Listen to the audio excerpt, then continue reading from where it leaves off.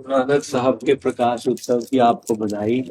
उसी दिन आपके लिए प्रार्थना की गई थी स्वर्ण मंदिर में, तो ये स्वरूपाव वहीं से आपके लिए आया हाँ, प्रसाद।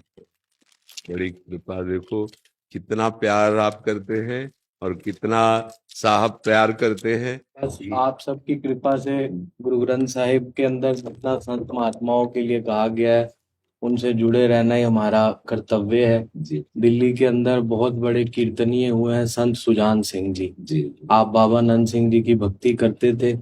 अभी आप भाव की बात कर रहे थे तो आपने अपने मुखारबिंद से कुछ वचन उतारे जो भगवान कृष्ण ने अर्जुन को कहे थे कि भाव का भूखा हूं मैं, भाव ही बस सार है। भाव से मुझको भजे तो भव से बेड़ा पार है। अनेक वस्त्र और आभूषण कुछ ना मुझको चाहिए, आप हो जाए मेरे ये मेरा सत्कार है। हाँ, बिल्कुल। भाव बिन सब कुछ भी दें तो मैं कभी लेता नहीं। भाव से एक फूल भी हो वो मुझे स्वीकार है। भाव बिन सुनी पुकार मैं कभी सुनता नहीं।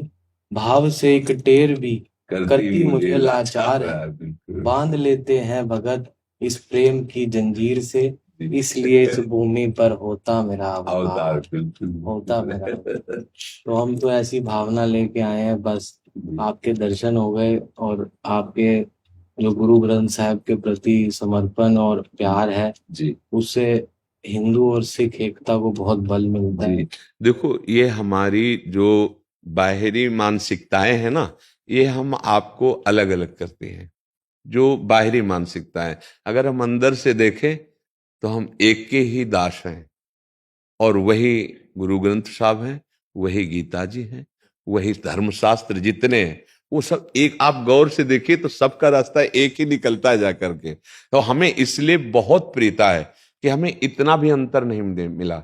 जैसे आप लोगों की गुरु कृपा से गुरुवाणी जी प्राप्त हुई और हिंदी में हमें करके दी गई, तो जब हम उनका स्वाध्याय किया ना तो हृदय में एकदम कि संपूर्ण संतों का सम्मान, संपूर्ण संतों की वाणी और संपूर्ण शास्त्रों का सार, और फिर जो आप में प्रियता देखी कि गुरु ग्रंथ साहब को कैसे सम्मानित किया जाता है, कि अगर वाणी का ऐसे सम्मान होता है गुरु वाणी का, तभी वो गुरु तत्व को समझ पाएगा और ये देख पाएगा कि वाणी ही तत्व है, वाणी ही साक्षात परम लक्ष्य है, जिसे जिसे चवर डुलाया जाता है। और आप ऐसे तो हम देखते हैं कि वाणी का जो स्वरूप वहां सम्मान और जो मर्यादा और जो साहब वृत्ति, वही वृत्ति सबको धारण करनी चाहिए।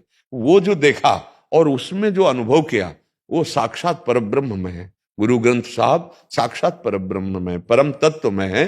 तो हमें तो इतना भी अंतर नहीं लगा, क्योंकि जो अंदर में देखो गीता जी के, भागवत के और बड़े बड़े संतों के, वही गुरु ग्रंथ साहब में है, वही गुरुवाणी में है। इतना भी अंतर नहीं है। नाम का कोई भी महापुरुष हो जो गान करता है तो आप देखो गुरुवाणी जी खूब जय घोष कर रहे नाम। अच्छा, नाम जब तक नाम प्रेमी संतों का संग नहीं तो गुरुवाणी जी आदेश कर रहे हैं कि संत समागम कीजिए, तभी नाम में प्रीति होगी।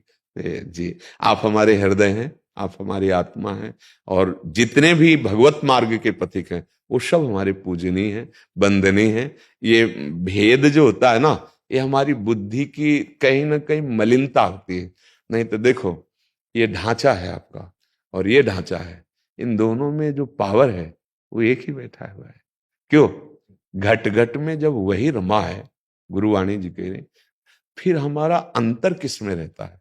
तो हमारा बाहरी अंतर हुआ ना, तो बाहरी अंतर अध्यात्म वाला तो स्वीकार नहीं करेगा, बहिर्मुख विषयी पुरुष भले स्वीकार करे। तो हमारी आप आत्मा है, आप हमारे आराध्य तत्व है। तू ठाकुर तुम पे अरदास। आपकी राज। धन्य धन्य धन्य। राधा राधा।